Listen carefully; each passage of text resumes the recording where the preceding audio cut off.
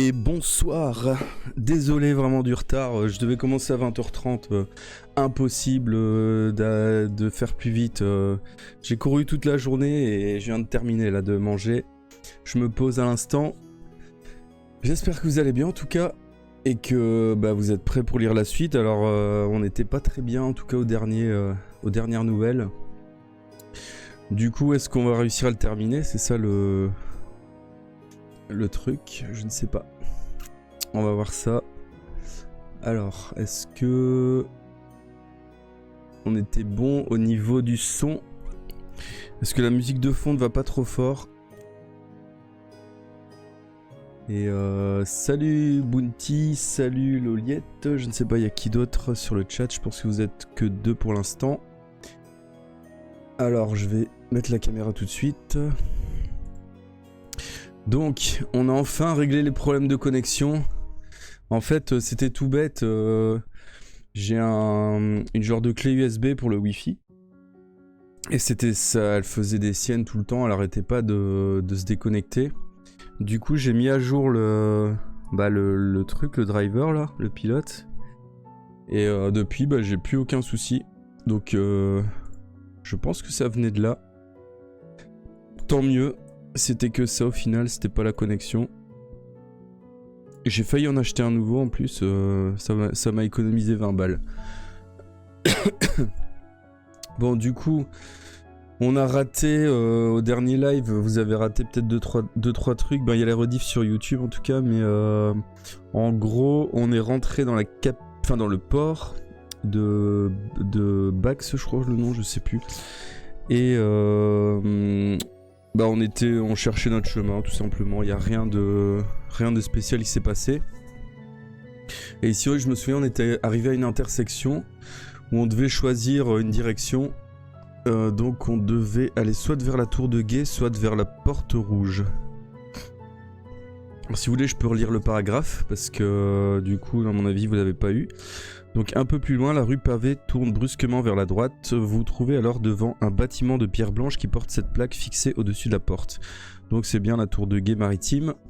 Alors la rue pavée aboutit à un haut mur de pierre dans lequel est aménagée une grande porte rouge gardée par 2 soldats.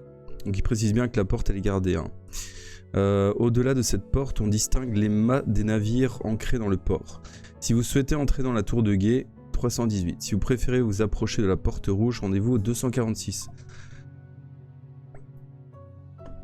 On vient de commencer à l'instant. T'inquiète pas, t'as rien raté. On est au premier paragraphe là.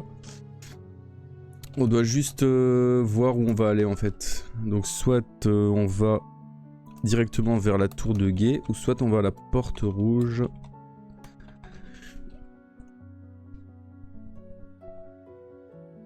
Alors en sachant qu'il nous reste une seule vie, enfin c'est notre dernière vie en fait ici, si on meurt on est foutu.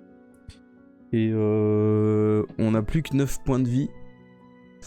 J'avais réfléchi un petit peu par rapport à ça, je me disais que peut-être ça serait bien pour si on arrive à passer ce bouquin ici, après de prendre la guérison. Parce que vu que il y a très peu de moyens de remonter ses points de vie, enfin pour l'instant on n'en a eu aucun en gros. Peut-être une fois, je me rappelle plus. Si, peut-être quand même une fois. Mais en gros, on est toujours embêté par rapport à ça. Bon, après, j'avais tablé sur le fait qu'avec les points de destin, on pouvait regagner son endurance, donc on n'aurait pas eu besoin forcément de ce truc de guérison. J'ai mis un vote au fait, hein. Oubliez pas, il reste pas beaucoup de temps. Il reste 5 secondes, vous n'avez pas eu le temps de voter. Je peux le remettre si vous voulez. Alors je sais pas si on sait le remettre, non il faut que je retape. Du coup, direction tour de guet ou porte rouge. Hop. Alors je vais mettre 2 minutes comme ça le temps que j'explique, je sais plus sur quoi je devais expliquer. Oui, la guérison en fait... Je me rends compte qu'elle est utile, mais pas que pour se soigner. Mais plusieurs fois ici pendant l'aventure, surtout sur le deuxième bouquin, il nous a été demandé plusieurs fois d'utiliser la discipline de guérison. Notamment pour sauver le chevalier là au tout début. Et aussi, la deuxième fois, c'était... La deuxième fois, je pense que ça aurait pas marché, vu que c'était pour sauver le... Enfin, quoique, peut-être, je sais pas. À voir. En tout cas, on a intérêt à pas trop traîner sur ce bouquin, parce que si on pouvait le finir rapidement, sans mourir, ça serait cool. Je pense qu'on ne va pas être très loin de la fin. Comme ça, on récupère toutes nos vies pour le 3e livre, ça serait vraiment pas mal. Parce qu'à chaque bouquin, je remets les points de destin à 4, hein, sinon c'est pas faisable. Il y aurait moyen de le faire avec 4 points de destin uniquement, mais en connaissant quand même les bouquins. Alors, vous êtes chaud d'aller à la tour de guet. Ah, moi j'aurais pris l'autre direction par contre. Donc 318. J'espère qu'on va pas mourir. Alors, vous vous trouvez dans un vaste hall entièrement désert. Face à vous, vous apercevez 2 portes sur lesquelles sont fixées des plaques de cuivre. Si vous voulez franchir la porte dont la plaque indique « Laissez passer blanc », rendez-vous 70-75. Si vous préférez pousser la porte dont la plaque indique « Laissez passer rouge », rendez-vous 62. Enfin, si vous préférez ressortir et vous approcher des gardes postés au bout de la rue, 246. Oula. Aucune idée de comment... Enfin, de où aller. Du coup, je vais quand même mettre le sondage. Alors, direction... Porte, on va mettre blanche. Porte rouge. Ou retour... retour vers les gardes.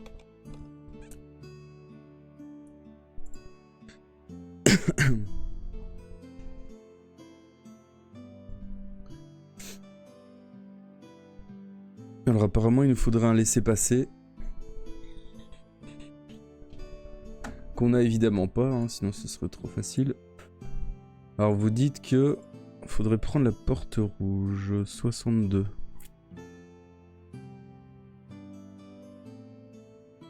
Alors, vous entrez dans une vaste pièce remplie de classeurs et de livres de comptes. Face à vous, un homme revêtu d'un uniforme d'officier des forces navales de Durénor est assis à un grand bureau. Il tient devant lui un énorme livre posé debout sur le bureau. À votre entrée, l'homme lève les yeux de son livre et vous jette un regard inquisiteur. Vous devez avoir des affaires bien urgentes à mener pour solliciter un laissez-passer rouge à une heure aussi tardive. Je voudrais voir votre permis d'entrée et l'autorisation de votre officier commandant. Si vous avez réuni ces documents au cours de votre quête, rendez-vous au 126. Si vous n'avez pas les documents demandés ou si vous ne souhaitez pas les présenter à cet homme, vous devrez prendre le risque de lui montrer le sceau d'Amardal et de vous rendre au 263. Si vous n'avez ni le sceau ni les documents, quittez la pièce et retournez dans le hall en rendez-vous au 318. Donc, on n'a pas les documents, donc on n'ira pas au 126, c'est sûr. On n'a pas le choix que d'aller au 263. En espérant que bon, ça passe, quoi. Je ne sais pas. J'espère que ça sera suffisant. Alors, l'homme contemple le sceau avec une stupeur mêlée de crainte. Sans dire un mot, il se lève alors de son fauteuil et vous fait signe de le suivre en haut d'un escalier qui mène à une pièce en forme de dôme. Vous y rencontrez le capitaine de la tour de guet qui vous écoute attentivement tandis que vous lui faites le récit des événements qui sont survenus au royaume de Summerlund. Vous lui révélez également le but de votre mission. Donnez immédiatement à cet homme un laissez-passer rouge, priorité absolue, ordonne-t-il aussitôt. Vous prenez votre laissez-passer, vous quittez la tour et vous voitez en direction du poste de garde. Rendez-vous 246. Donc est-ce qu'on note qu'on a un laissez-passer ou à mon avis non. Enfin il n'est pas mis qu'on doit le noter. Hein. Le fameux A38, c'est quoi ça A38 ? Bon, on va noter, on va quand même mettre dans les notes qu'on a un laissez-passer, mais je pense pas que ça prenne de la place. Ah oui. Si, maintenant j'ai la ref. Avec, ouais. Quand il doit se taper tous les étages, tous les bureaux, là. Le laissez-passer à 38. Enfin, je sais plus si c'est au laissez-passer ou un autre truc, mais c'est un document. Alors, du coup, j'ai dit qu'on mettait dans les notes. Bon, de toute façon... Parce que le problème, c'est que si je mets... Si je mets dans les objets, ça va prendre une place dans le sac à dos. On va juste le mettre dans les notes. On sait qu'on l'a. Je pense pas que ça prenne une place, c'est juste un bout de papier quoi. Donc, alors 246. Imaginez, ah non, je peux pas porter le bout de papier, hein, je suis full, hein, je peux pas. Impossible. Alors, 246. L'un des gardes s'avance vers vous et demande à voir votre laissez-passer. Si vous avez un laissez-passer blanc, rendez-vous au 170. Si votre laissez-passer est rouge, 202. Si vous n'avez pas de laissez-passer, l'entrée du port vous sera interdite et vous rendrez alors au 327. Donc on est au 202. Donc on a bien fait de pas aller directement à la tour, à la porte, pardon. Vous avez bien vu. Le soldat vous salue et vous laisse franchir la porte rouge. Vous arrivez alors sur une place éclairée par des lumières du port. À votre grand soulagement, vous apercevez un drapeau familier qui flotte au vent, frais de la nuit. Un soleil surmonté d'une couronne, c'est l'étendard du Summerlund. Et ces colonnes de marbre qui se dressent devant vous marquent l'entrée du consulat. Lorsque vous montez les marches de pierre qui mènent à la porte du bâtiment, les gardes Summerlundois en faction vous reconnaissent aussitôt. Ils disparaissent à l'intérieur et reviennent peu après en compagnie d'un homme de haute taille, aux cheveux grisonnants. C'est un fonctionnaire du consulat. Putain, ça sent bon, ça sent la fin du livre. Hein. Alors, l'expression inquiète de son visage se métamorphose en un sourire épanoui lorsqu'il aperçoit votre cape et votre tunique de Seigneur Kai. Dieu soit loué, vous êtes vivant, Seigneur Kai. Les rares nouvelles qui sont parvenues jusqu'ici nous ont plongé dans l'angoisse. Vous êtes immédiatement conduit à l'intérieur du bâtiment et introduit dans le bureau occupé par le représentant de Summerlund, le lieutenant-général Rigard, rendez-vous 31. Moi j'espère que c'est la fin, après je sais pas, mais ça frisouille par moments, on mentit sur la qualité de son... Ça frise ça frise au niveau de... Parce que je peux augmenter le débit, je l'ai pas mis trop, justement. Je peux... Bah alors il faudra que je coupe, mais... Dites-moi si c'est vraiment gênant. Est-ce que ça frise Attendez, je peux peut-être aussi déjà couper certains trucs qui pourraient pomper de la connexion. Hop, on va couper ça.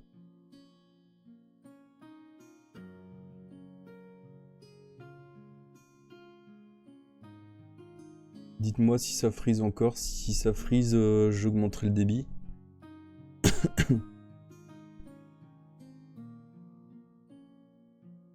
Alors, 31. Votre première rencontre avec le lieutenant-général vous surprend. Vous attendiez sans doute à voir un vieil homme servile, semblable à ses émissaires des contrées méridionales, qui viennent sans cesse encombrer le palais du roi. Mais l'homme qui se tient devant vous, vêtu d'une lourde cotte de maille, n'est ni vieux ni servile. C'est même un personnage tout à fait exceptionnel, comme vous n'allez pas tarder à le découvrir. Né d'un père Summerlundois et d'une mère durénoraise, putain c'est pas facile à dire, le lieutenant-général Rigard est devenu dans cette ville une figure de légende. Au cours des 10 dernières années, il a pris la tête d'une armée formée par l'Alliance des Nations et sous son commandement, les barbares de glace venus du pays de Kalt ont été repoussés et taillés en pièces. Ah, il parle du pays de Kalt, parce que la suite, ça s'appelle, le livre s'appelle Les Grottes de Kalt. C'est aussi un titre très connu. Hein. Alors, sage en temps de paix, implacable lorsque la guerre fait rage, c'est là le meilleur compagnon que vous puissiez souhaiter. Nul ne saurait mieux vous aider dans votre quête du glaive de Sommer. Rigard fait servir un somptueux repas. Jamais vous n'aviez aussi bien mangé depuis que la guerre a commencé. Au cours du festin, vous repensez à tous les événements qui se sont déroulés entre votre départ de Summerlund et votre arrivée à Port-Bax. Vous songez également au terrible péril qui vous attend encore. À la fin du repas, Rigard fait venir son médecin personnel qui s'empresse de soigner vos blessures. Les potions qu'il vous fait boire vous rendent 6 points d'endurance. Bon, on regagne un petit peu d'endurance. Est-ce que ça voudrait dire que c'est pas la fin du bouquin? Ou alors il prépare le bouquin suivant? Mais ça fait toujours plaisir de récupérer quand même 6 points de vie. Ce qui nous remet à 15 points. Alors, le praticien vous conseille ensuite de prendre une bonne nuit de repos, car au matin, vous partirez pour Amardal en compagnie du lieutenant-général. Le lendemain, de bonne heure, on vous conduit dans un jardin clôturé à l'arrière du consulat. Rigard et 3 de ses meilleurs soldats vous y attendent. Ils sont déjà montés sur leurs chevaux, prêts à vous accompagner jusqu'à Amardal, la capitale de Durénor, distante de 370 km. Les rues de Port-Bax s'éveillent à peine, tandis que vous parcourez la ville à cheval. En passant la porte de pierre moussue qui marque la limite de la cité, vous vous sentez confiant dans le succès de votre mission. Vous êtes quasiment sûr désormais de réussir. Alors, il faut utiliser la table de hasard pour obtenir un chiffre. Donc, je vous laisse faire un tirage, du coup... Ah, c'est clair qu'on avait besoin. Hein. Purée, on n'était pas bien. Hein. Donc là, vous lancez un petit D10 et on va voir ce qui se passe. Hein. Je suppose qu'il faut faire un gros chiffre. Puisqu'on a plus de chance, mais...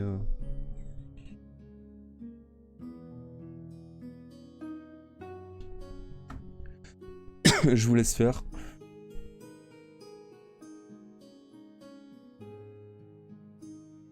Ah bah je peux augmenter le bitrate ici, j'ai même pas besoin de redémarrer le stream du coup.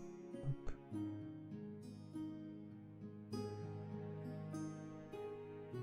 Alors est-ce que vous avez lancé le dé ou j'ai peut-être raté un truc? Je vais chercher le truc de dé. Ah ok.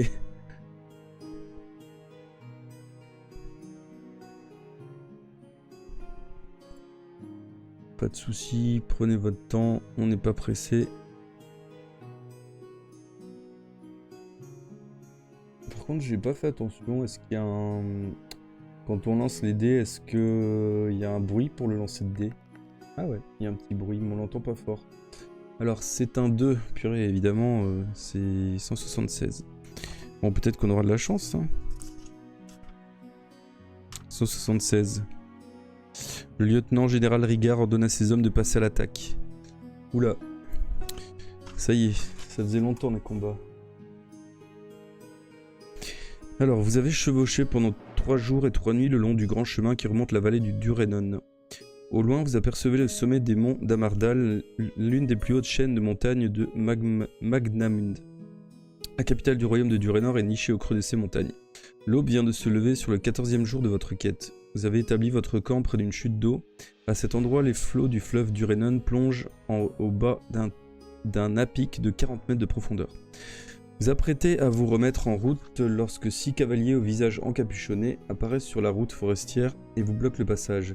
Le lieutenant général Rigard leur intime l'ordre de vous laisser passer en leur précisant que vous êtes porteur d'une dépêche royale.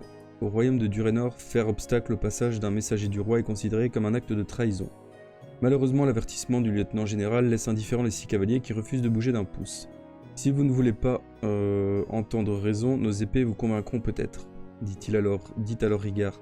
Il dégaine aussitôt son arme et ordonne à ses hommes de passer à l'attaque. Si vous souhaitez prêter main forte à Rigard, 45. Si vous préférez ne pas attaquer les cavaliers, rendez-vous au 277. Enfin, si vous maîtrisez la discipline du caille du 6ème sens, rendez-vous 322. Allez, 6ème sens. Alors, je suis sur téléphone portable. Ok, pas de soucis, bah, comme d'hab. Hein. Alors, j'utilise pas un launcher normal, donc j'ai pas le dessous. Ah ouais, d'accord. Je sais pas ce que tu utilises du coup. 322.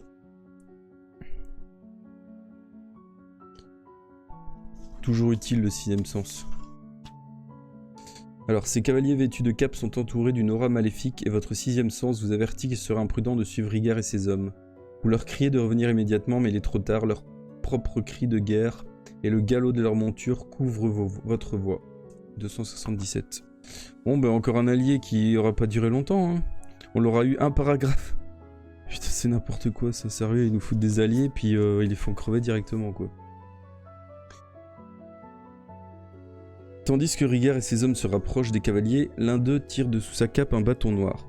Une flamme bleue étincelante jaillit alors de son extrémité, vient frapper le cheval du lieutenant général qui est aussitôt projeté à bas de sa monture et tombe cul par-dessus tête dans l'épaisseur des broussailles. Les hommes de Rigard se lancent à l'attaque, leurs épées brandies et pourfendent les cavaliers aux longues capes. Mais les lames d'acier n'ont aucun effet sur l'ennemi, car ce ne sont pas des hommes que vous avez devant vous, ce sont des monstres d'enfer, les féroces serviteurs des maîtres des ténèbres.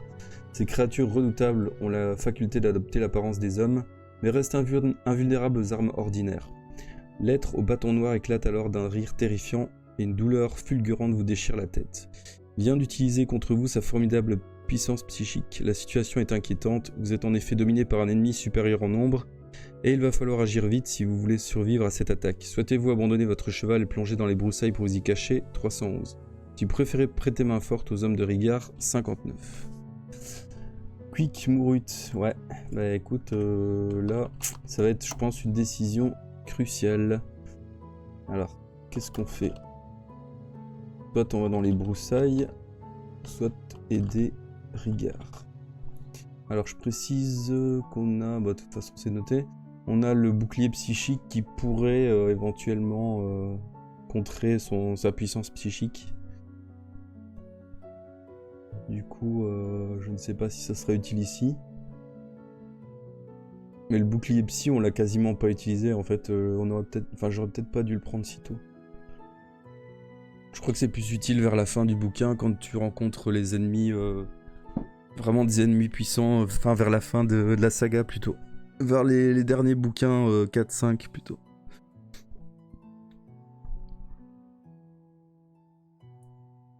Alors, moi, vous êtes partagés, hein. Ça m'aide pas, ça. Ça m'aide pas du tout.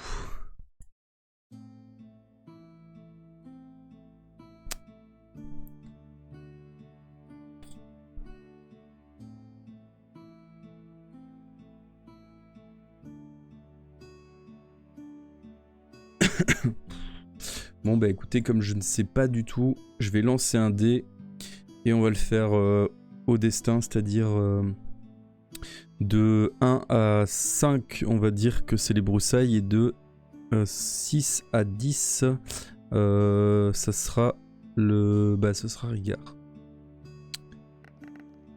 5, du coup, broussailles, 311.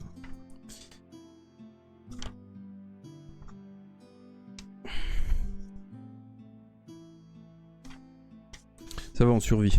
Vous tombez à plat ventre dans un enchevêtrement d'épaisses fougères, tandis que résonnent à vos oreilles les cliquetis des épées et les cris terrifiants des monstres d'enfer.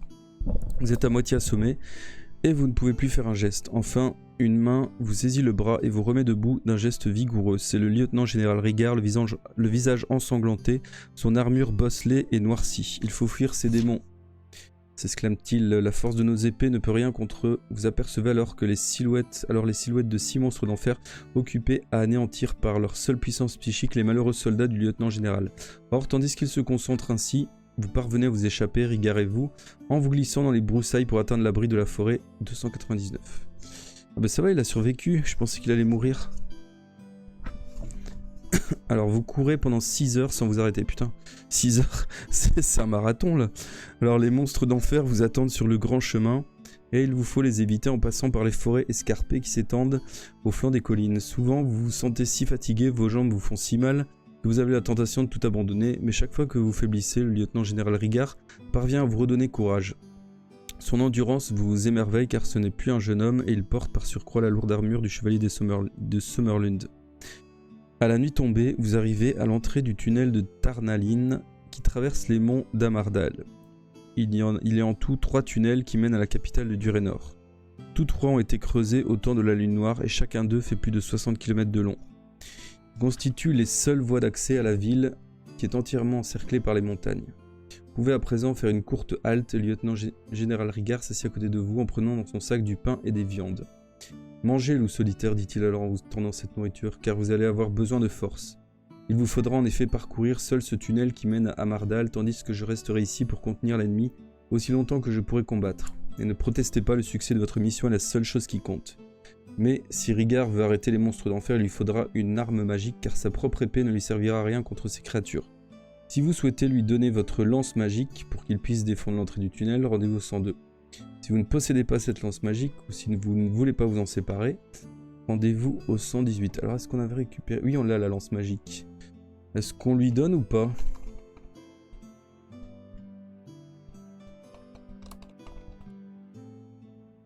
Je fais un petit sondage.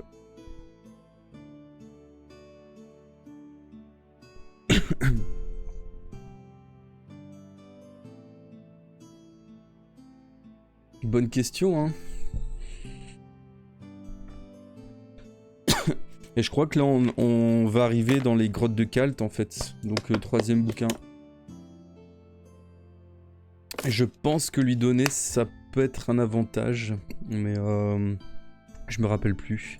Je sais que j'ai déjà lu ce passage, hein, mais je me rappelle plus du tout ce qui se passe si on lui donne ou si on lui donne pas.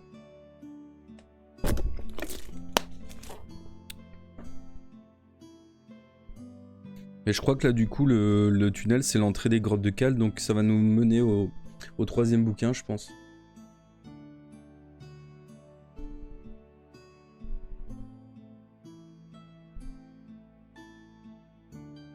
Du coup on aura survécu, c'est miraculeux quoi. Après bon c'est pas encore fini hein, mais... Alors 102. Je vais pas parler trop vite. Alors le tunnel de Tarnaline, donc on va virer de l'équipement. Sinon c'est pas du jeu. Du coup la lance on la vire. C'est là qu'après ils vont me dire est-ce que vous possédez encore la lance? Bah non.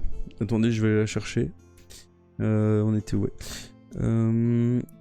Donc il fait plus de 30 mètres de hauteur, de largeur et traverse les montagnes de la chaîne d'Amardal en donnant accès à la capitale. D'ordinaire, chariots et piétons s'y pressent car c'est la voie obligée entre Port-Bax et Amardal. Mais lorsque vous y pénétrez, vous avez la surprise de constater qu'il est désert. Vous n'y découvrez qu'une carriole de fruits renversée sur la chaussée. La route qui s'enfonce dans les profondeurs du tunnel éclairée par des torches est vide et silencieuse. Et tandis que vous avancez sur la chaussée recouverte de pavés, un sentiment d'inquiétude vous saisit. Et si les monstres d'enfer est arrivé à Tarnaline avant vous, marchez pendant 1 heure, vous arrivez alors à une bifurcation. Si vous souhaitez prendre la voie de gauche 64, la voie de droite 164, si vous maîtrisez la discipline du sens de l'orientation 325. On a l'orientation évidemment. Alors je vais juste regarder au niveau de la carte où on est. Donc on doit être ici. Ah ben on est ici, l'entrée de la petite grotte, on est passé. Donc on est sur le chemin vers la capitale ici, on est vraiment à la sortie de la grotte. Donc normalement il doit y avoir 2 chemins mais on les voit pas, c'est bizarre. Donc 325, du coup là l'orientation ça peut nous servir. Alors votre sens de l'orientation vous indique que le couloir de gauche est le chemin le plus court pour Amardal, vous gagnerez environ 3 km en l'empruntant. Un peu avant la bifurcation, une grande flaque d'eau s'est formée au milieu de la chaussée et les traces de pas de 2 hommes qui ont marché dans la flaque sont visibles sur le sol. Chacun d'eux a pris un chemin différent, l'un a suivi le tunnel de gauche, l'autre celui de droite. Les traces sont encore humides et il est probable que les 2 hommes sont passés par là. Il y a moins de 20 minutes.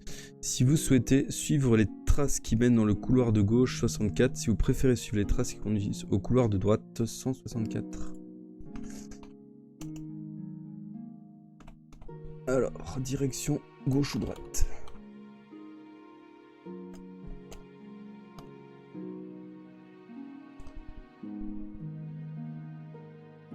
Alors donc, qu'est-ce qu'ils disent? Donc l'un a suivi le tunnel de gauche, les traces sont encore humides et il est possible que les 2 hommes soient passés par là il y a moins de 20 minutes.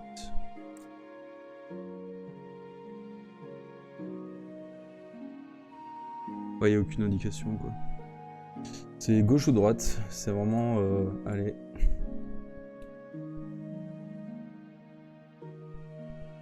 Donc je me suis trompé pour les grottes de Khal, c'est pas là. Je pense que c'est juste après la capitale. Ça doit être ouais, quelque part ici, j'imagine.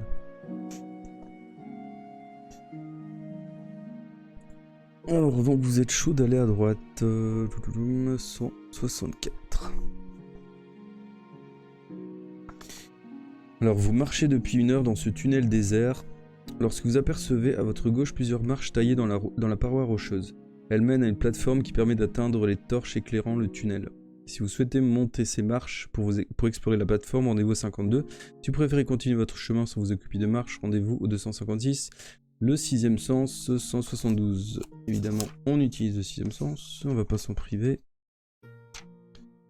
Alors grâce à votre 6e sens, vous devinez qu'un péril vous menace dans l'ombre de cette plateforme. Si vous souhaitez malgré tout monter les marches et affronter ce danger, 52. Préférez vous éloigner rapidement de ces marches et de cette plateforme, 256. Si vous choisissez de revenir en courant jusqu'au croisement, prendre le tunnel de gauche, 64. Alors, qu'est-ce qu'on fait? Donc, monter les marches en sachant que c'est dangereux. S'éloigner des marches. Ou revenir en arrière.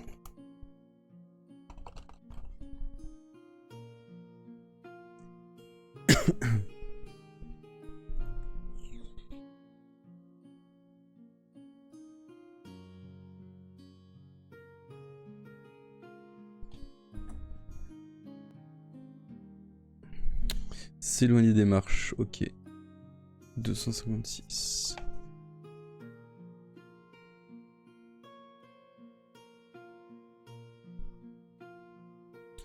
Alors vous passez devant les marches de pierre, vous poursuivez votre chemin, vous venez de dépasser la plateforme lorsque vous entendez un bruit au-dessus de votre tête. Vous vous immobilisez et vous levez les yeux, mais vous ne pouvez rien voir dans l'obscurité du tunnel. 134. Est-ce que c'était une créature ou quoi?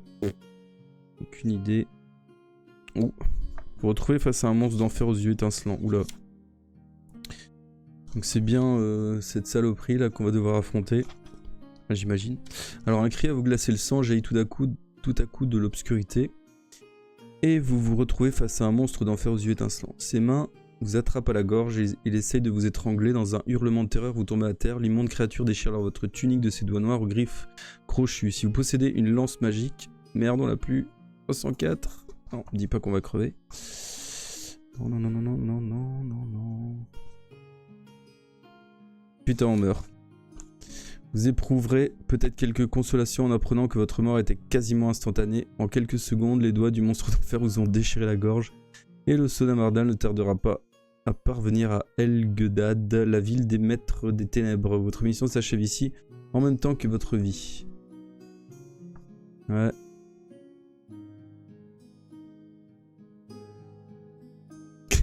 Voici, bah ouais. Alors... Par contre, ce qu'on peut faire, c'est... C'était quel paragraphe encore? Je sais plus.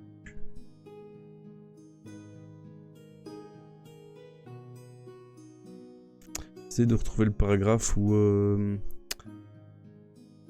pouvez monter directement les marches, là. C'était quoi encore? Putain.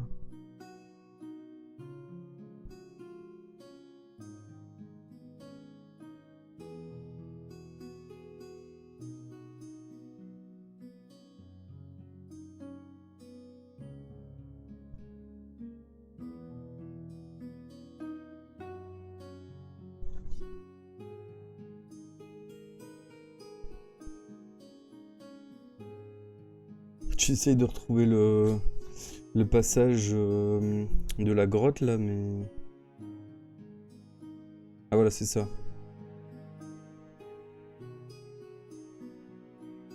C'est le même.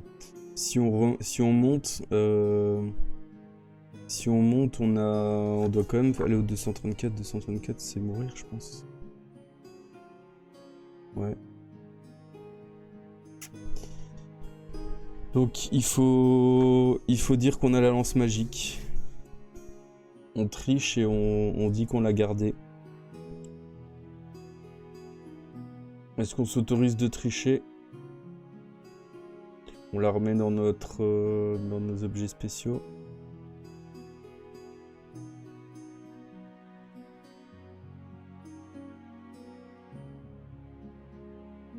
Allez.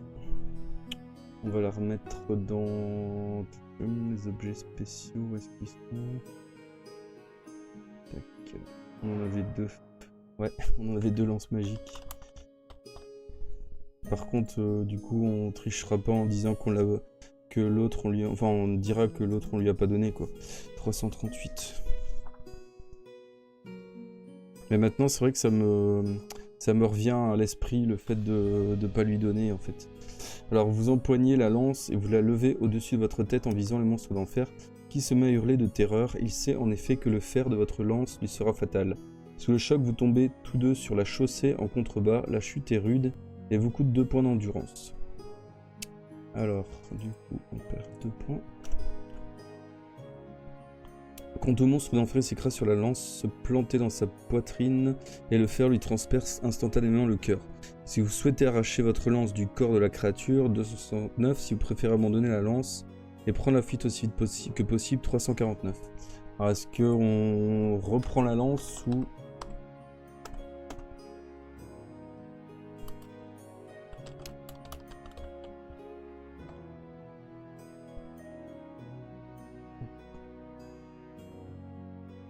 Mais je me demande si, du coup, si on lui retire la lance, s'il revit pas, en fait. Parce que on avait déjà eu ça avant, là, quand on avait affronté un monstre qui était par terre et qui... Enfin, on avait enlevé la lance, je crois. Ouais, c'est ça. On avait enlevé la lance et il avait repris vie. Je pense qu'on doit la laisser, sinon il va revivre.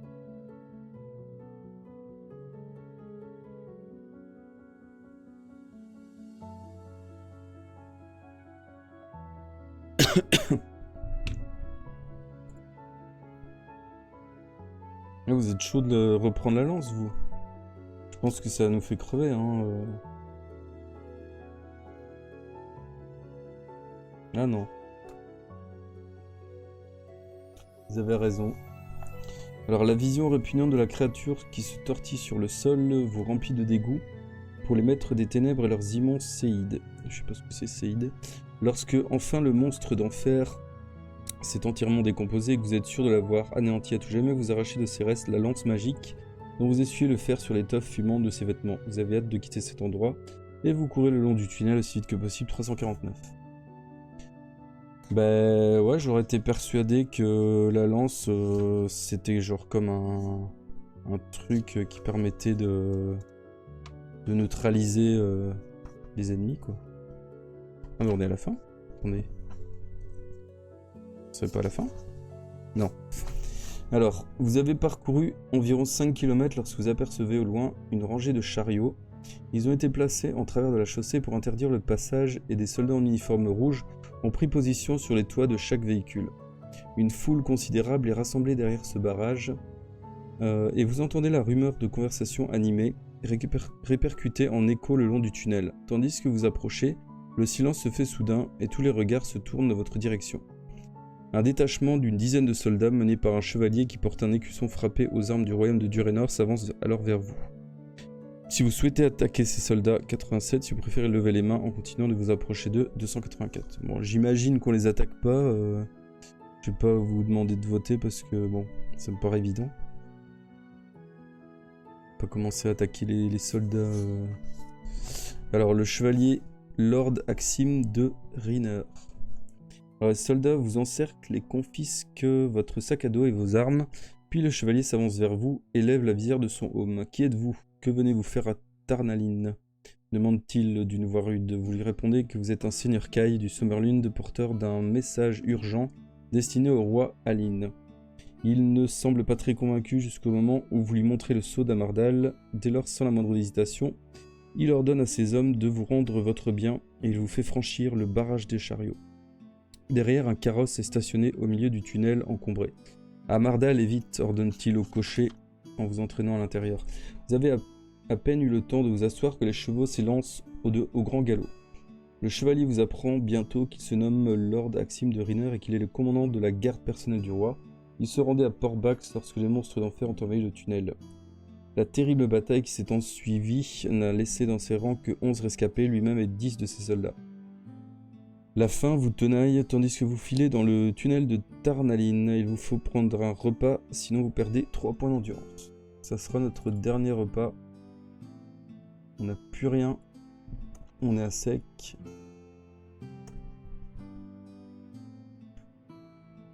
Alors le voyage jusqu'à la capitale durera 5 heures et Lord Axim vous conseille de vous reposer quelque peu à votre arrivée. Vous vous laissez alors gagner par le sommeil et dans un songe vous voyez revenir triomphalement à Holmgard en brandissant le glaive de Summer. La suite du rêve vous montre la défaite cuisante des maîtres des ténèbres. Peut-être s'agit-il d'une vision prémonitoire. Rendez-vous au 9. J'ai surtout l'impression qu'on va crever, ouais. Alors. Au centre même d'Amardal, la tour du roi s'élève sur une colline. Alors vous êtes arrivé au 14e jour de votre quête, l'aube vient de se lever lorsque vous ouvrez les yeux. Contemplez alors un spectacle à vous couper le souffle. Amardal, la cité des montagnes, se dresse devant vous. Contrairement aux autres villes des fins de terre, la capitale du royaume de Durénor n'a jamais eu besoin qu'on lui élève des fortifications. Les sommets montagneux qui l'entourent offrent une bien meilleure protection à ses habitants. Le carrosse qui vous emporte file parmi les riches terres des fermes environnantes, en direction de la cité, autour et aux larges avenues. Au centre même d'Amardal, la tour du roi s'élève sur une colline. C'est un magnifique édifice de pierre et de verre devant les portes duquel s'arrête votre attelage. Pour la première fois, vous prenez alors conscience que le privilège d'avoir brandi le glaive de Summer vous fera désormais entrer dans les plus anciennes légendes des fins de terre. Rendez-vous au 196. Mais pas beaucoup de choix pour l'instant, hein. C'est vraiment... Alors le roi Aline IV est assis seul dans sa tour surmontée d'un dôme et contemple les montagnes à travers une haute fenêtre aux vitres de couleur. Un huissier vous annonce Lord Axim et vous-même, puis vous pénétrez dans la chambre royale en vous inclinant respectueusement devant sa majesté. Lord Axim retire alors le sceau d'Amardal de votre doigt et s'approche du roi. Tous deux s'entretiennent pendant presque une heure, leurs visages soucieux exprimant toute la gravité de la situation. Enfin, après un bref silence, le roi Aline se lève soudain de son trône et pour la première fois vous adresse la parole. Hélas, dit-il, les maîtres des ténèbres se sont levés à nouveau, et à nouveau le royaume de Summerlund vient demander notre aide. J'ai longtemps prié le ciel que mon règne soit placé sous le signe de la paix et de l'harmonie, mais au fond de mon cœur, j'avais malheureusement la certitude qu'il en serait autrement. Le roi tire alors d'une poche de sa pelisse blanche une clé d'or qu'il introduit dans la serrure d'un coffre de marbre posé sur une estrade au centre de la pièce. Un faible bourdonnement s'élève aussitôt tandis que le couvercle du coffre glisse latéralement, laissant apparaître le pommeau d'une épée en or massif. « Prends ce glaive, loup solitaire, commande le roi, car il est dit que seul un vrai fils du Summerlund saura révéler la puissance qui se cache dans sa lame. Lorsque vous empoignez le pommeau étincelant, un frémissement vous parcourt le bras, puis se répand dans tout votre corps si vous maîtrisez la discipline Kai du 6e sens 79, qu'à contraire 123. 79 ? Est-ce que c'est le glaive de Summerlund, là? Déjà? Ouais, elle est jolie l'épée, hein. Un rayon de soleil vient frapper l'extrémité de la lame. Mais stylée l'épée. Alors, une puissante énergie se répand dans votre corps avec une telle force que vous en oubliez tout ce qui vous entoure. Instinctivement, vous levez le glaive au-dessus de votre tête, un rayon de soleil vient alors frapper l'extrémité de sa lame et une lumière blanche aveuglante jaillit aussitôt dans toute la pièce. C'est à ce moment précis que le véritable pouvoir du glaive de Summer se révèle à vous dans toute son ampleur. Cette arme a été forgée bien avant que le Summerlundois, les Durénorés et les maîtres des ténèbres se soient installés sur les territoires des fins de terre. J'ai le pouvoir, c'est ça. Ceux qui ont fabriqué le glaive appartiennent à une lignée que les hommes appelleraient des dieux, et seul un seigneur Kai peut déployer la puissance de cette arme exceptionnelle. Si quiconque d'autre s'en servait pour combattre cette puissance faiblirait et finirait par disparaître à jamais. Lorsque vous en ferez usage lors d'un combat, le glaive de Summer ajoutera 8 points à votre total d'habilité et 10 points si vous avez choisi la discipline Kai de la maîtrise des armes. Bien entendu, il faudra en ce cas qu'à des hasards vous ait donné cette maîtrise à l'épée. Ouais bah non, on n'a pas la maîtrise épée évidemment. Mais c'est pas grave, on a quand même plus 8. Je vais le noter. Stat plus avec le glaive.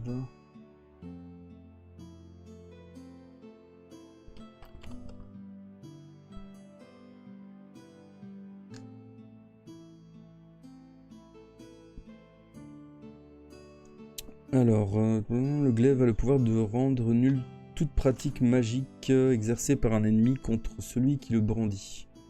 En outre, si vous devez affronter des créatures de l'au-delà, des monstres d'enfer par exemple, tous les points d'endurance perdus par vos adversaires au cours des combats seront multipliés par 2.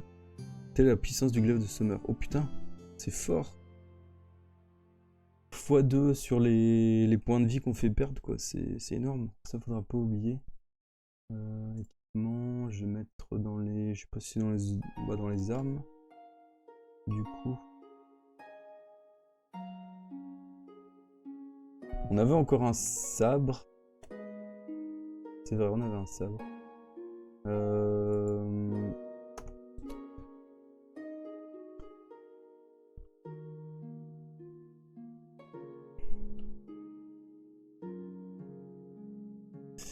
Et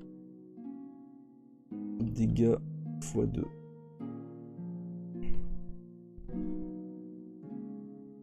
Putain, j'avoue, c'est super puissant en fait.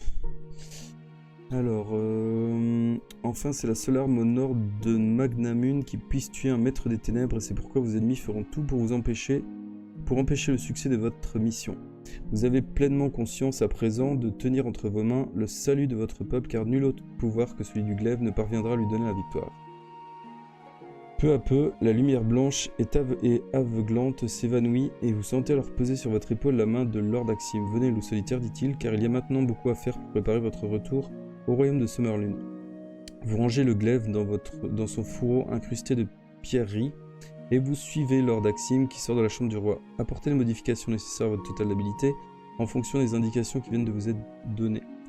Et notez les pouvoirs que vous confère le glaive dans la case d'objets spéciaux de votre feuille d'aventure niveau 40. Du coup, est-ce qu'on doit mettre ouais, je suppose qu'on doit le mettre dans les objets spéciaux.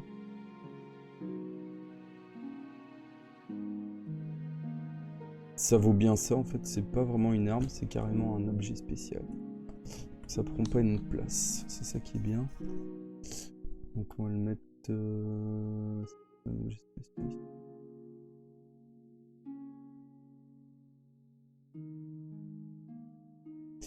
On prend encore les lance-roquettes, on a la place. Comment ça, non? Alors, rendez-vous au 40.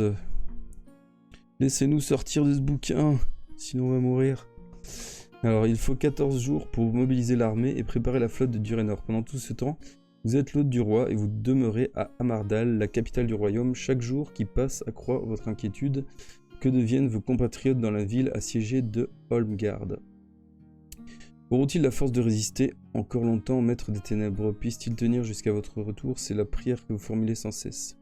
Vous vivez cet exil à contre-cœur en faisant chaque jour les exercices nécessaires pour vous maintenir en bonne condition physique. Vous a donné également à la méditation. Un herboriste de Durénor, un certain Madin Randalim, est venu vous rendre visite. Sa science dans l'art de guérir est célèbre d'un bout à l'autre des fins des terres et il vous redonne tous vos points d'endurance. Vous disposez donc à présent du même total d'endurance qu'au début de votre mission. Cool. Ça c'est Byzance ici. Alors, Madin Rendalim vous fait don par la même occasion une fiole de l'Homspur. Il s'agit d'une puissante potion de guérison qui vous permettra de récupérer 5 points d'endurance si vous la buvez après un combat. Alors, on va mettre dans les objets.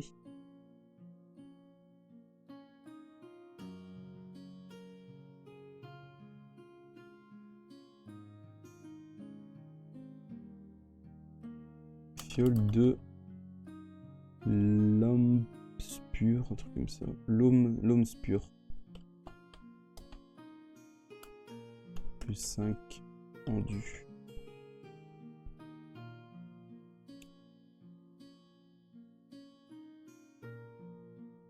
Si vous la buvez après un combat, ouais. La fiole cependant ne contient qu'une seule dose. Vous inscrivez cette potion sur la feuille d'aventure dans la case objet contenue dans votre sac à dos.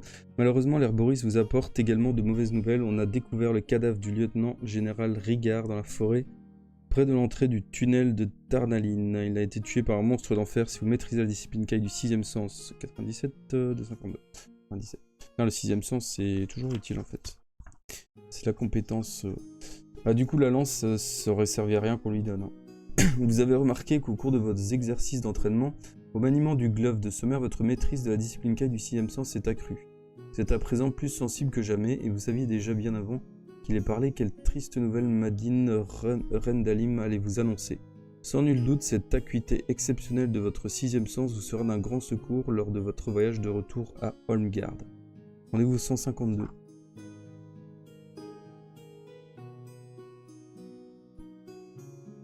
Alors, l'aube vient de se lever sur le 33e jour de votre quête lorsque vous entrez à cheval dans Port-Bax en compagnie de Lord Axim. Ah, on est revenu en arrière du coup. Les préparatifs de guerre sont achevés, les vaisseaux de la flotte de Durénor mouillent dans le port attendant l'ordre de mettre les voiles en direction de Summerlund. À bord des navires, une puissante armée de soldats courageux et bien entraînés attend avec impatience d'affronter au combat les maîtres des ténèbres. Chacun de ces hommes a juré de libérer ses alliés assiégés par l'ennemi ou de mourir sur le champ de bataille.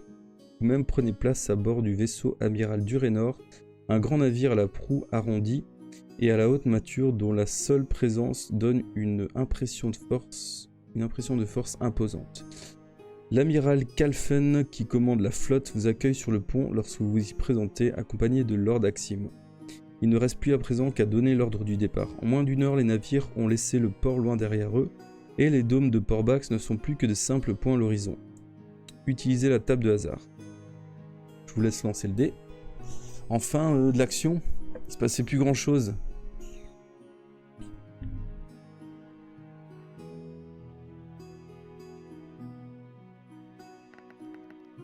Alors 10, ce qui fait 0 en gros.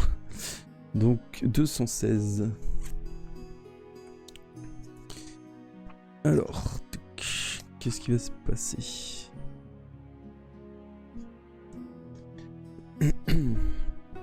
Pendant 3 jours et 3 nuits, la puissante flotte du royaume de Durénor file à bonne allure en direction du golfe de Holm.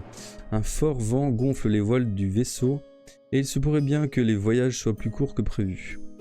Pourtant, le moral des soldats n'est pas au plus haut. Il semble que leur confiance en eux-mêmes et leur hâte de combattre se soient un peu évanouies.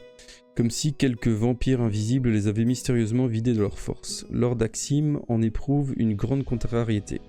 Cette humeur sombre qui hante nos navires est l'œuvre des maîtres des ténèbres, assure-t-il. Je connais l'étendue de leur pouvoir lorsqu'il s'agit d'influencer l'esprit des hommes. Mais la malédiction qu'ils font peser sur nous est bien pire encore. Il est impossible de conjurer une telle sorcellerie. Je prie le ciel que cette malédiction soit bientôt levée, car sinon, même si nous arrivons à destination, nous n'aurons plus suffisamment de volonté pour affronter l'ennemi. Le lendemain, à l'aube, la prière de Lord Axim semble avoir été entendue. Le royaume des hommes remonte en effet, le moral des hommes remonte en effet, et la malédiction paraît avoir pris fin. Mais désormais, une autre menace qui pèse sur la flotte de Durénor, une menace encore plus mortelle dont vous connaîtrez la nature en rendant au sang. Oups, j'espère que c'est pas trop grave. Oula, un vaisseau fantôme. On meurt pas. Alors, le vaisseau amiral fait voile vers vous, pointant son rostre immense. Je sais pas si c'est un vaisseau fantôme ou... Pas l'air très amical. Alors, un voile de brume s'est répandu sur la mer calme. Il vient des îles Kirlundin, un archipel rocheux. Ah, attendez, on a sonné chez moi, je reviens tout de suite. J'arrive.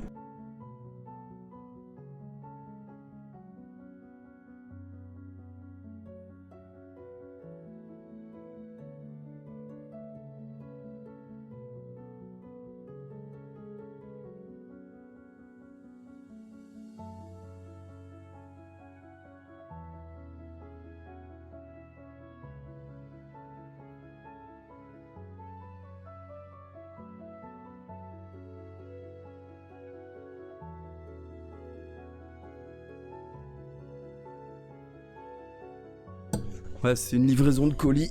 Ils sont passés tard hein, quand même. Alors, donc on en était où?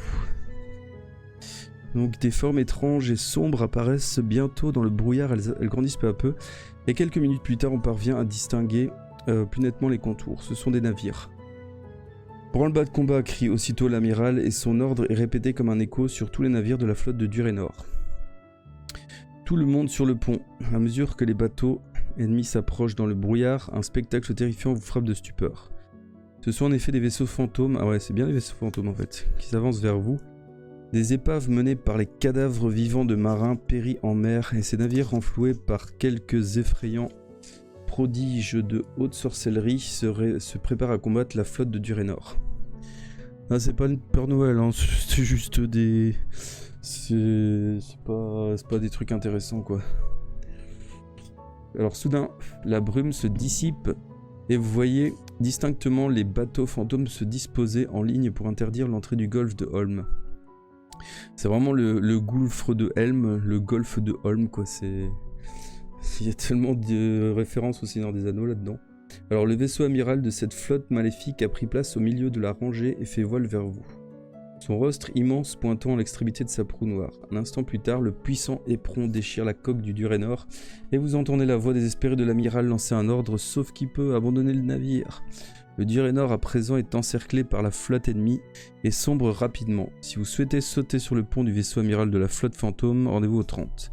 Si vous préférez plonger dans la mer et tenter de gagner à la nage un autre navire de la flotte de Durénor, rendez-vous au 267.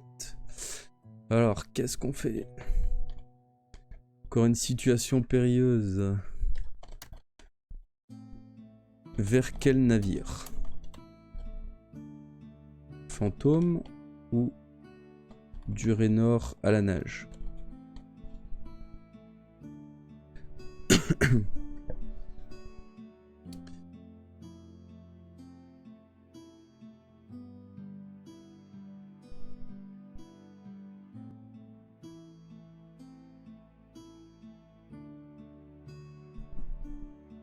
Alors 267, j'espère que ça va passer.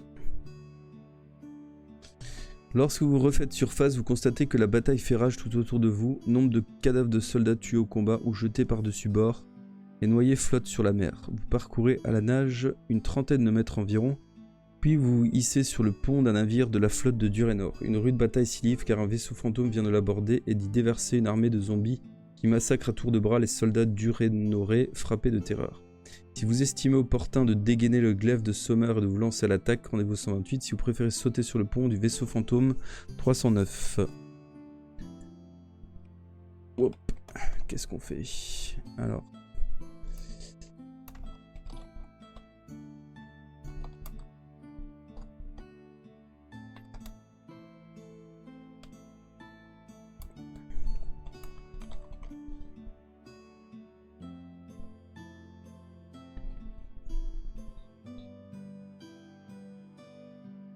Encore une fois, c'est pas une décision facile à prendre parce que...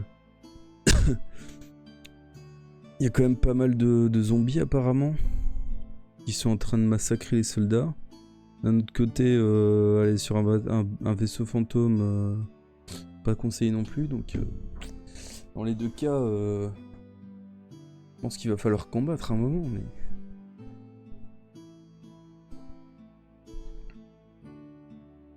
Bah, le glaive est censé, ouais, les buter, quoi, mais bon.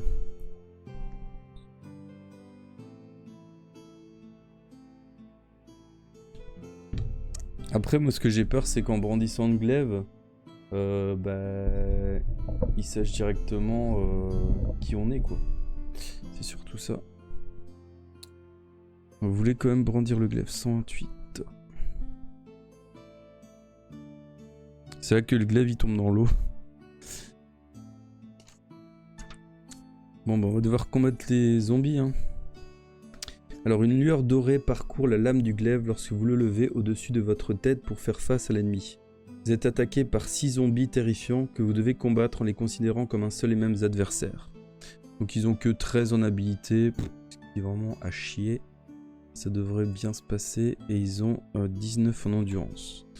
Alors, ce sont des morts vivants et la puissance du glaive de Sommer vous permet donc de multiplier par 2 tous les points d'endurance qu'ils perdront au cours du combat.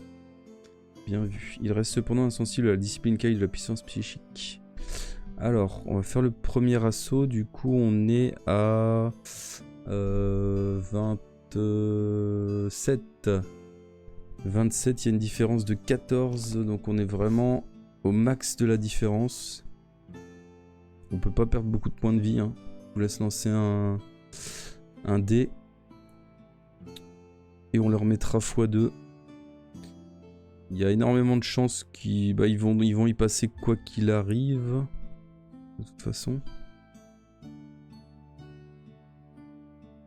Et nous, on... Ouais, non, ils vont de toute façon mourir en un coup.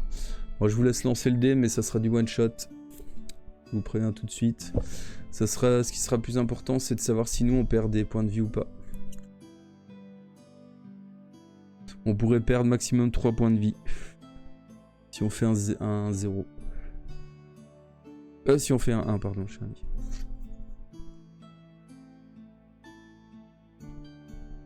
Avec qui est chaud de lancer? Si pas, je le fais.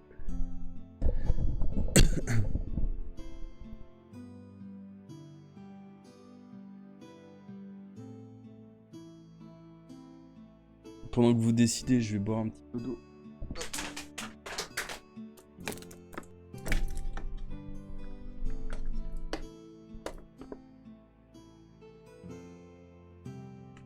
Ça va, c'est pas une lourde responsabilité. C'est juste buter un petit zombie. Enfin, 6 petits zombies. Allez-y les gars, c'est à vous de jouer.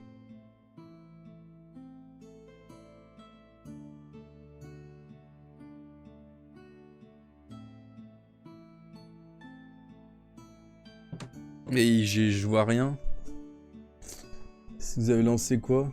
J'ai rien vu. Y aurait-il un bug du truc de lancer de dés?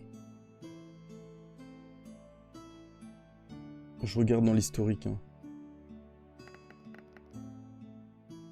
Ah bah non, je vois seulement que vous venez de lancer maintenant un 8.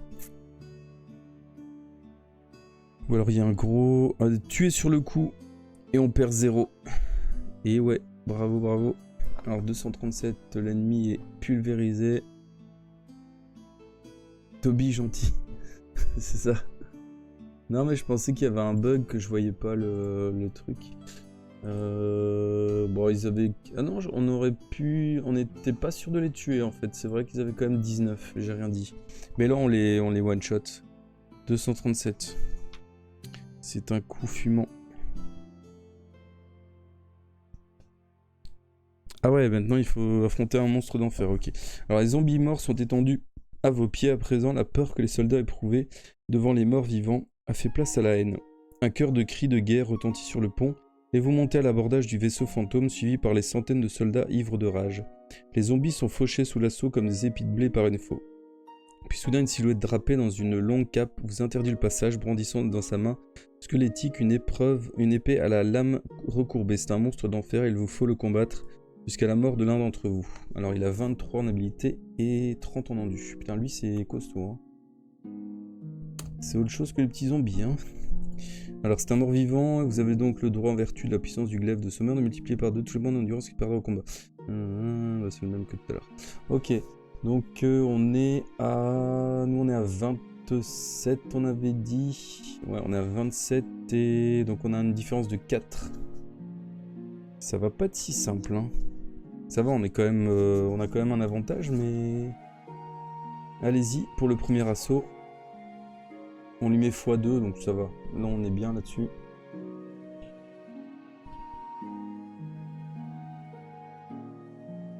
Qui prend les responsabilités? Ouh, ça c'est du beau jet, ça, 9. Ça c'est magnifique, ça. Ouh là là là là. Ça c'est beau. 16, on le one-shot. Puisqu'on lui met 16 x 2... non, j'ai rien dit, 14. 14 x 2, 28. On le met à 2 PV. On le tue pas, mais presque.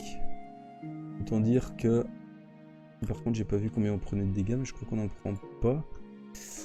14... Ouais, non, on en prend pas du tout. Tiens, ça c'est beau. Ça lag. Ah merde, pourtant, y a rien qui tourne.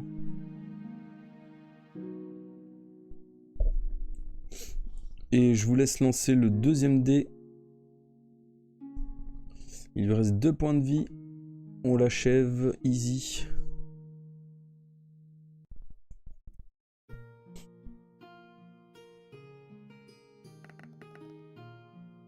Ah ben... C'est bon les gars, n'en mettez pas trop. Là il perd 32 points de vie. Il est explosé le monstre. Et nous on perd 0. Putain c'est génial. 309.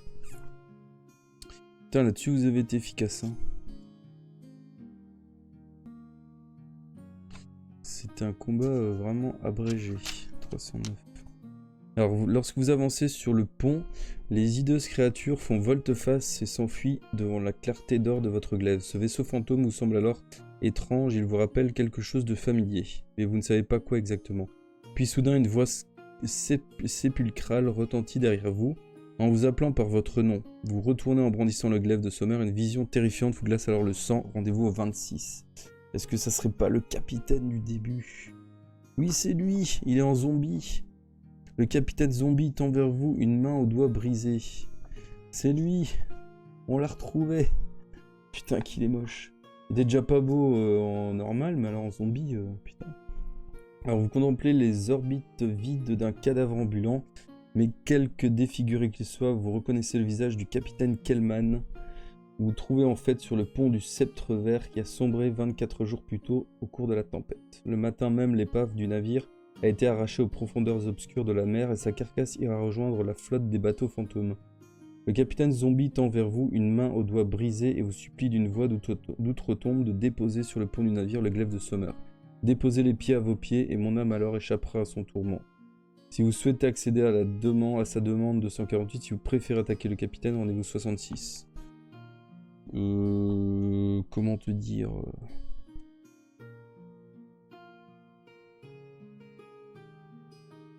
Qu'est-ce qu'on fait?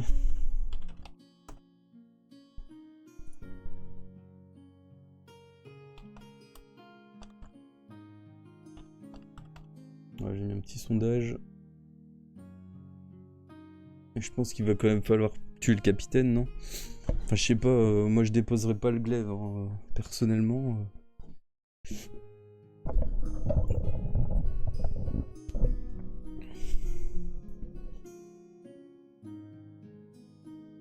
Bah, quoi que c'est l'épée à vos pieds, donc à la rigueur, ouais.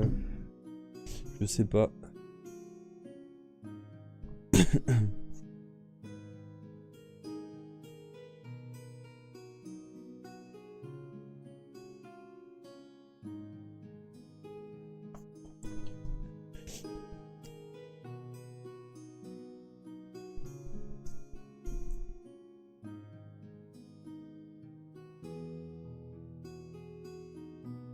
C'est un piège.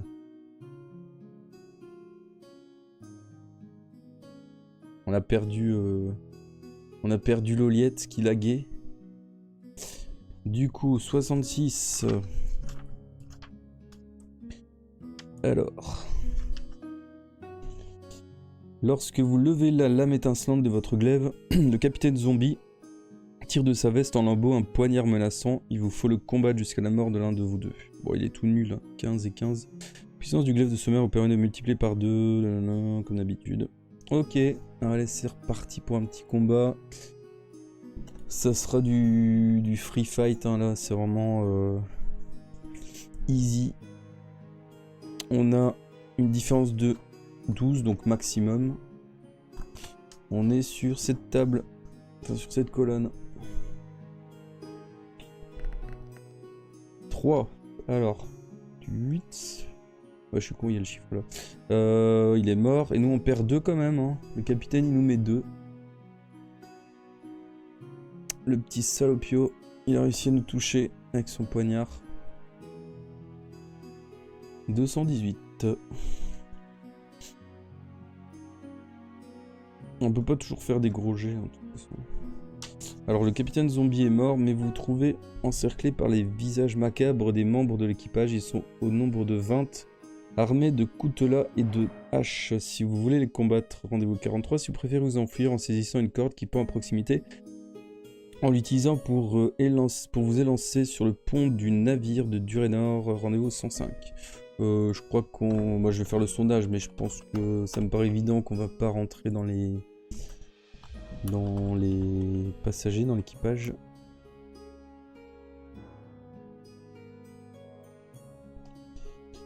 Attaquer équipage ou corde?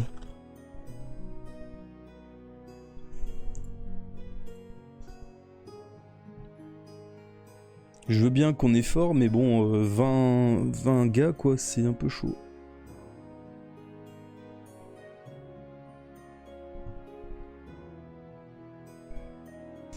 Alors évidemment, on prend la corde.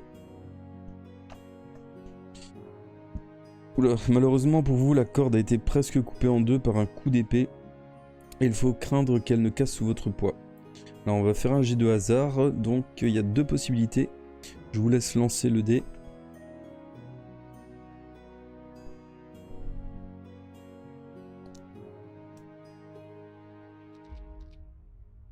C'est un 2, ça pue la merde. J'espère que ça va pas nous tuer.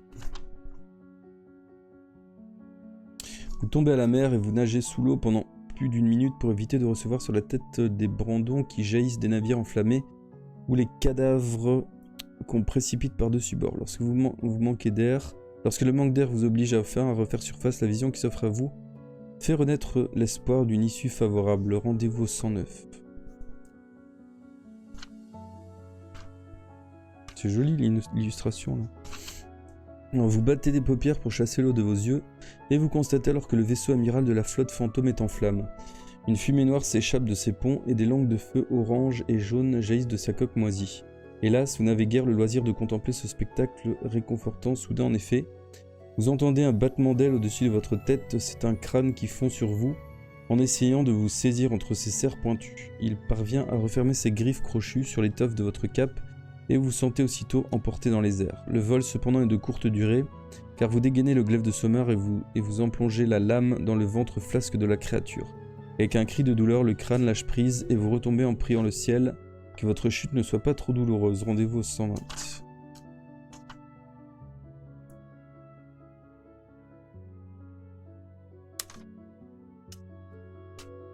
Alors la chance est avec vous, vous atterrissez en effet sans dommage sur le pont du Calcarme, un vaisseau de guerre de la flotte de Durénor.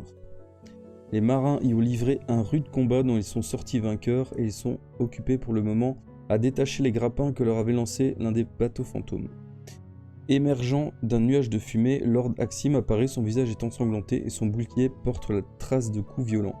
Dieu merci, vous êtes vivant, loup solitaire. La bataille a été sans merci et nos pertes sont élevées. Mais de vous voir debout devant moi me met quelques baumes au cœur, dit-il en vous prenant par le bras pour vous emmener près du bastingage. Regardez là-bas, poursuit-il, leur vaisseau amiral est en feu. À travers la brume noirâtre provoquée par la bataille, vous distinguez l'énorme vaisseau fantôme qui sombre sous un panache d'épaisse fumée. Pendant ce temps, les marins du Calcarme ont réussi à détacher leur navire du bateau fantôme qui les avait abordés et à l'éloigner des débris parsemant la mer alentour. Un vent se lève qui enfle les voiles déchirées et dissipe la fumée des combats. Lord Axim ordonne bientôt que soit hissé le pavillon aux armes royales de Durénor afin que les autres navires escapés puissent rallier le Calcarme. Pour la première fois depuis le début de la bataille, vous pouvez distinguer les autres navires de la flotte de Durénor et une vision stupéfiante s'offre à vous alors car le vaisseau... Attendez, je me suis trompé. Et une vision stupéfiante s'offre alors à vous car à présent que le vaisseau amiral de la flotte ennemie a sombré dans les flots, tous les autres bateaux fantômes retournent au fond de la mer, d'où les avait tirés la magie des maîtres des ténèbres. Le charme est rompu, dit Lord Axim, et nous avons remporté la victoire. Quelques minutes plus tard, il ne reste plus un seul bateau fantôme à la surface de la mer. Rendez-vous 225. On a triomphé des bateaux. 3 combats easy. Ah ben ça c'est notre ami le capitaine avant sa zombification. Alors 70 navires de guerre de la flotte de Durénor avaient quitté Port-Bax, mais ils ne sont plus que 50 à entrer dans le golfe de Holm. La bataille a coûté la vie à nombre de vaillants soldats, parmi lesquels l'amiral Calfen en personne qui fut tué à bord du Durénor, premier navire à avoir sombré au cours des combats. Mais en dépit des lourdes pertes, une grande victoire a été remportée, une victoire qui a donné aux soldats une vigueur nouvelle. La double épreuve du voyage de la bataille était oubliée. À présent, la même détermination, le même optimisme qu'ils avaient manifesté à leur départ de Port-Bax les anime à nouveau, et tous ont hâte de gagner Holmgard pour défaire l'ennemi. Au 37e jour de votre quête, à la tombée de la nuit, les tours de Holmgard apparaissent enfin à l'horizon. La ville continue de résister à l'armée des ténèbres, bien que le siège ait été constamment maintenu. Les lumières de la capitale luisent dans l'obscurité, tandis que debout à la proue du navire, vous contemplez les rivages du royaume. Un Lord Axim confiant dans l'issue de la bataille vient vous rejoindre. Cette nuit sans lune va nous avantager, assure-t-il. L'ennemi ne nous verra pas entrer dans le port, et dès l'aube, mes hommes balayeront ces misérables comme des feuilles mortes emportées par le vent. Et lorsque votre navire entre dans le port de Holmgard, à la tête de la flotte de Durénor, vous tirez de son fourreau le glaive de Sommer pour accomplir votre destinée. 350 et on a fini le bouquin. Yes, on l'a réussi quand même en trichant un tout petit peu, mais bon, on va dire que c'est pas... On va dire que c'est plus ou moins legit, quoi. Alors, la ville de Holmgard a beaucoup souffert depuis votre départ le long des quais. Nombre de maisons et de boutiques ne sont plus que cendres désormais. L'armée maléfique des maîtres des ténèbres encercle les murailles et leurs effroyables machines de guerre maintiennent la cité sous un déluge de feu qui déchire la nuit sans relâche. Les habitants épuisés et affamés combattent du mieux qu'ils peuvent les incendies qui se déclarent un peu partout dans la ville sous l'effet des projectiles enflammés.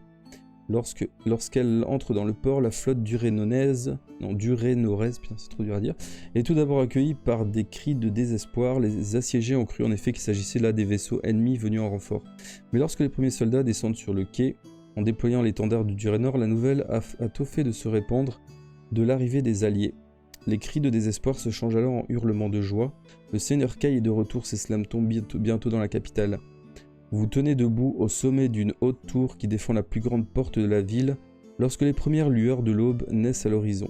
Des milliers et des milliers d'ennemis, aux uniformes noirs, sont massés autour des murs de la cité, grouillant comme des cancrelats, le long des tranchées qui sillonnent la plaine. Au milieu de cette horde, une tente rouge a été dressée, qui porte l'emblème de Zagarna, le seigneur de Kag, l'un des maîtres des ténèbres venus d'Eldegad. L'emblème représente un crâne fracassé. Zagarna a pour ambition de détruire Holmgard et il souhaite plus que tout conduire son armée à la victoire sur la maison d'Ulnar pour se proclamer ensuite roi du Sommerlund. Mais la victoire ne sera pas pour aujourd'hui car bientôt vous levez au-dessus de votre tête le glaive de Sommer. Au même instant, un rayon de soleil vient se refléter sur la pointe de l'épée d'or et un jaillissement de flammes blanches et aveuglantes parcourt toute la longueur de sa lame. La puissance du glaive vous emplit d'une fantastique énergie.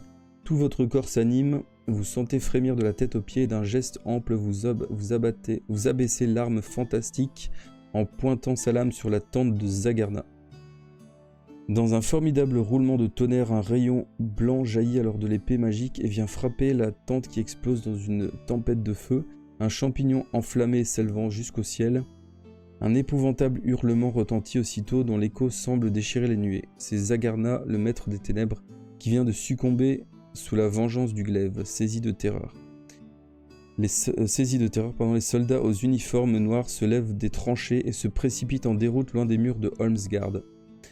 L'impossible est survenu, leur chef invincible a été terrassé. Le glaive de Sommer est revenu chasser l'envahisseur et l'armée de Sommerlund, aidée de ses alliés de Durénor, se lance sans attendre à la poursuite des ennemis défaits qui courent aveuglément en direction des monts Durnkrag. Le triomphe est total, Holmgard est libéré et vos frères Kai vengés. Votre vie d'aventure cependant ne fait que commencer car un nouveau défi vous attend, vous et le glaive de Sommer dans le 3e volume de la série du lot solitaire, Les Grottes de Kalt. Et la bataille finale, c'est cette illustration là donc, qui est pas mal du tout. Et GG à vous aussi, vous avez participé avec les lancers de dés, hein. Vous avez fait des beaux lancers. Donc là, on voit les ennemis qui fuient.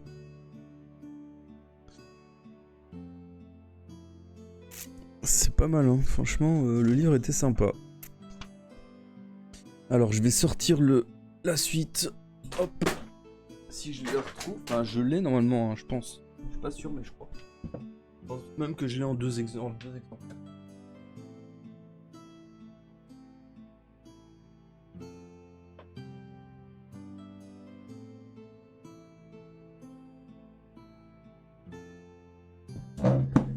Et oui. Voilà. Alors évidemment, on lira cette version-ci, qui est la version la plus récente entre guillemets, parce que c'est quand même une vieille version. Mais il y a sûrement des trucs qui ont dû être corrigés. Bon, l'illustration est dégueulasse, hein, évidemment. Quoique, bon, c'est encore un petit charme, on va dire. C'est pas si mauvais, mais...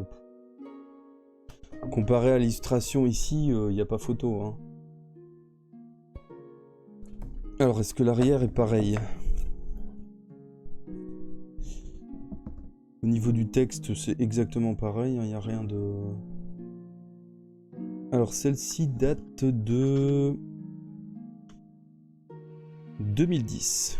Putain, je pensais que c'était un peu plus tard quand même, mais 2010 quand même... Et celle-ci, 88. Donc, pour une raison pratique, évidemment, on va mettre celui-là en place et on va lire celui-ci. Je sais pas pourquoi ils ont changé l'illustration. Bah, peut-être les droits, question de droit, ou aussi pour pour faire plus moderne, pour attirer les... Alors on va dire les jeunes lecteurs plus facilement avec des illustrations comme ça, quoi, parce que les autres ça fait très années 80 quand même. Hein. Mais ouais, je trouve qu'elles sont plus belles, mais bon. Alors, donc on était... Où est-ce qu'on est? Bah c'est une nouvelle map en fait, du coup. Et on voit même pas la capitale d'où on vient en fait. Dobby est vieux. Les V1... Bah ouais, les V1 sont les meilleurs. Mais parfois, les V1 sont infaisables aussi. C'est surtout ça le problème. Il y en a qui sont mal traduites ou bah, tout simplement qui sont buggées, quoi, entre guillemets. Du coup, c'est mieux de lire les versions plus récentes. Alors... Est-ce qu'il y a des trucs différents qui changent au niveau de la feuille d'aventure? On dirait pas. Ah, c'est pas mal ça, il y a 2 cases... 7ème discipline si vous avez déjà accompli avec succès 2 missions. Ils ont prévu vraiment une case pour mettre une 7ème compétence. Objets spéciaux, liste des armes. Combat livré avec une arme et la maîtrise de cette arme. Ouais, ça on sait. Alors, règles du jeu, on s'en fout. Puisqu'on connaît déjà.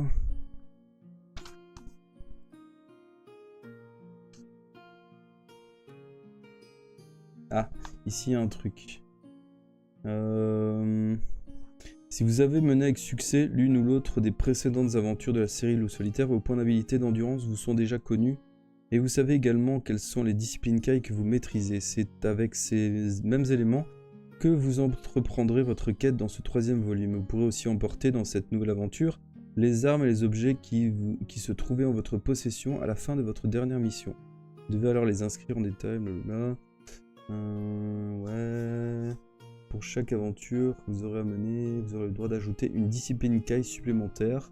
Si vous êtes déjà familier du... Ok. Alors. On peut choisir une discipline.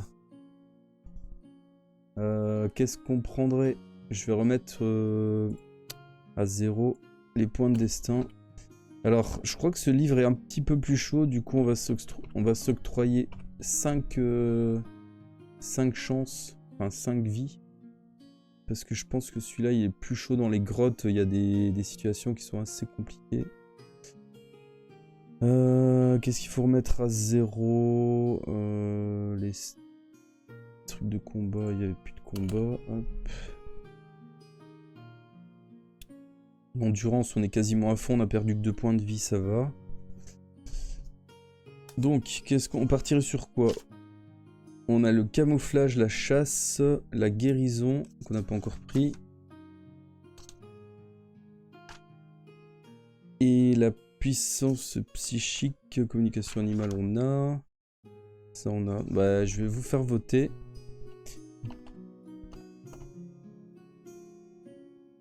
Je vais mettre 2 minutes, comme ça vous avez bien le temps de réfléchir.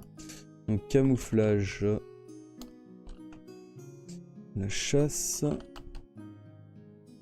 La guérison. Et la puissance psychique. Ouais. Qui pourrait être utile, j'imagine. Enfin, c'est vrai que la puissance psychique, dans les 2 premiers bouquins, on en a vraiment pas... Enfin, peut-être que... C'est vrai que pour certains combats, on aurait pu l'utiliser. Quand ils précisent pas qu'on peut pas l'utiliser, bah du coup, j'imagine qu'on peut.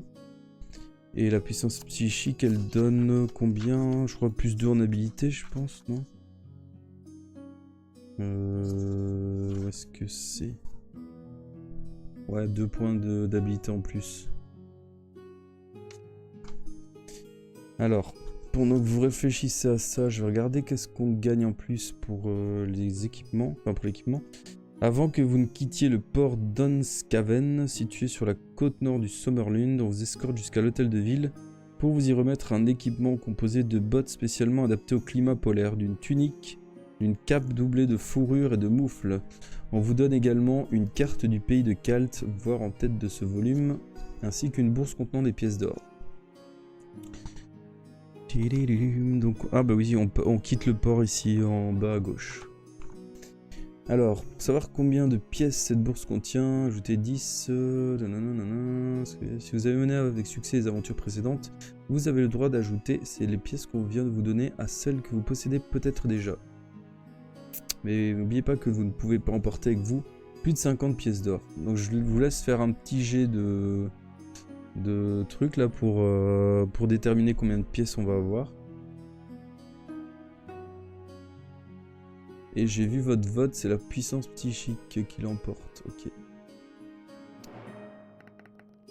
Oula, 11 du coup, 11 pièces d'or. Donc on va rajouter somme, on était déjà bien du coup 44 pièces. Ça va, on est quasiment au maximum.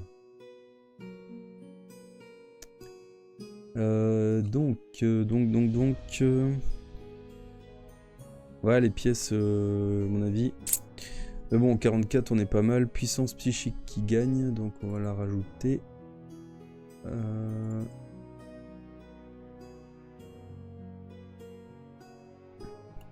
n'avez pas été chercher la guérison.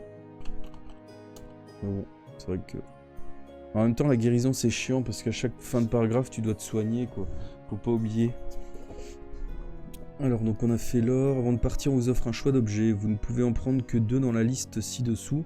Viendront s'ajouter à ceux que vous aviez éventuellement en votre possession à l'issue d'une précédente aventure, mais souvenez-vous que vous n'avez toujours droit qu'à 2 armes.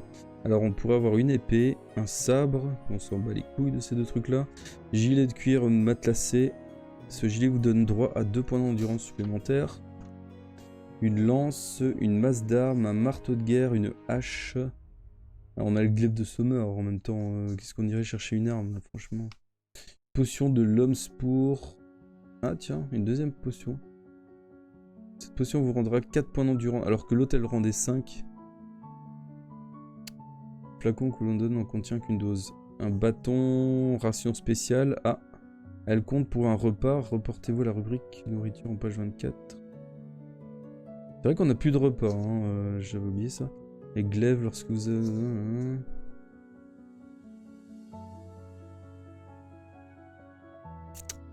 Du coup, qu'est-ce qu'on prend? Attends, qu'est-ce qu'ils disent sur les repas? Elle compte pour un repas, reportez-vous à la rubrique nourriture en page 24. Il y a un souci là, il n'y a pas de... Qu'est-ce qui sont les trucs de nourriture? Je crois qu'ils se sont plantés là. La nourriture c'est plutôt ici. Transporter tous les objets qui peuvent vous être utiles. Mais ils disent pas combien de repas on aurait si on prend les rations spéciales. Elle compte pour un repas seulement.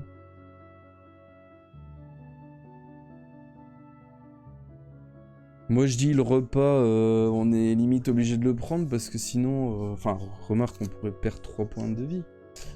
Ah mais non, c'est vrai que si on prend la potion, bah, de toute façon on a rien d'autre. Ah si le gilet, ouais le gilet qui donne droit à 2 points d'endu. Qu'est-ce que vous voulez prendre? Je vais faire un sondage. Hop.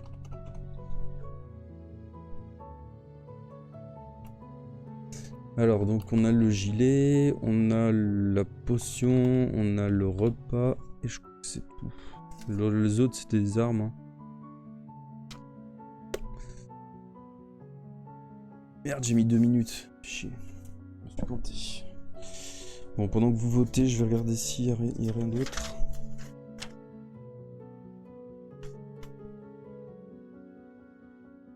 Ça, on s'en fout. Ça, c'est les combats, on s'en fout. Ah! Alors, le tableau ci-dessous vous indique les divers rangs et titres qui sont accordés aux seigneurs Kai à chaque étape de leur entraînement.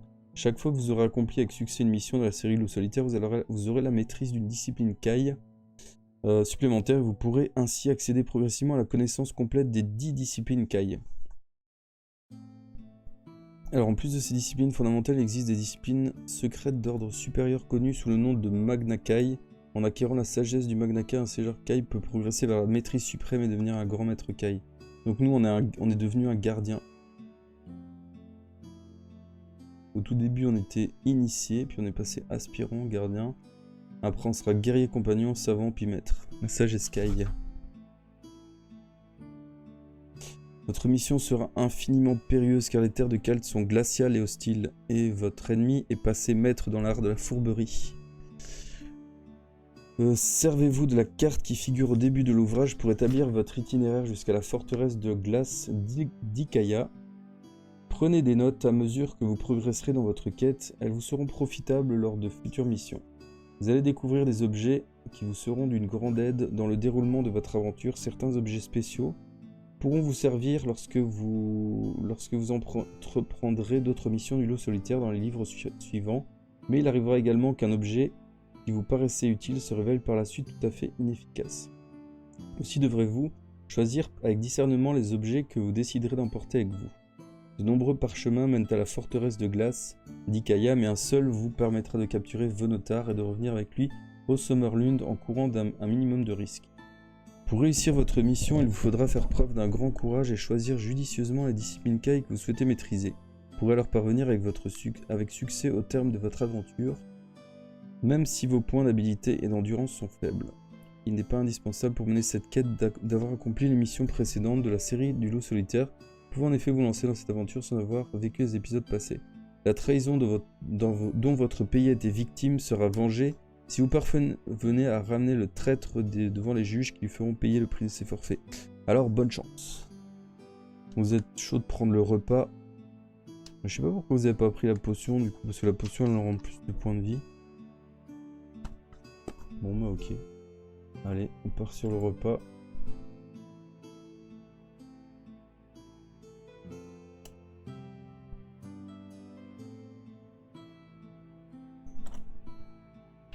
Hop. Alors, moi je pense qu'on va commencer ça plutôt vendredi. Attendez, on est quel jour aujourd'hui? Faut pas que je me loupe avec Noël aussi. Non, vendredi c'est le 22, donc ça va, on est bien. Donc je pense qu'on fera ça vendredi, on commencera le bouquin ici. Ouais, les repas c'est important, peut-être qu'on pourra les partager aussi avec quelqu'un, du coup c'est vrai que c'est peut-être mieux, et comme on a encore une potion, vaut mieux diversifier l'inventaire. Donc là, on commencera vendredi soir le nouveau. Parce que je vais pas commencer aujourd'hui. Ouais, prochain live vendredi. Je vais lire un petit peu le pitch. Alors, Vonotar le traître n'est pas mort. Il règne sur les déserts glacés de Kalt. Le roi du Sommerlund a promis à ses sujets de le capturer et de le traduire en justice afin qu'il soit châtié pour les crimes qu'il a commis. C'est une promesse que vous seul, loup solitaire, dernier des seigneurs Kai, pouvez tenir, et jamais vous n'aurez entrepris une mission aussi périlleuse. Ouais, en fait, le gars là, c'est... comment il s'appelle encore? Vos machins là? Vonotar. C'était... Ils nous en parlaient au début là, c'était un ancien maître Kai, je pense, qui s'est fait corrompre en fait. Donc voilà. Si vous vous souvenez, on en parle dans le premier volume. Et qu'est-ce que je devais dire sur ce livre de plus? Je crois qu'il est assez difficile. Je me souviens que j'ai déjà essayé de le faire plusieurs fois, mais je me rappelle pas l'avoir terminé. Ou alors je confonds peut-être avec la sorcière des neiges, qui est aussi un petit peu dans des cavernes de glace. Peut-être que je confonds les deux. Mais je pense que celui-là, il va nous donner du fil à retordre. C'est pour ça que je me suis dit, on va se mettre 5 vies, parce que sinon ça va être trop compliqué. Allez, je vous souhaite une bonne soirée en tout cas, et merci d'avoir suivi le live comme d'habitude, et on se dit à vendredi soir, vers 20h30 comme d'habitude. Allez, bonne soirée à tous, et à bientôt.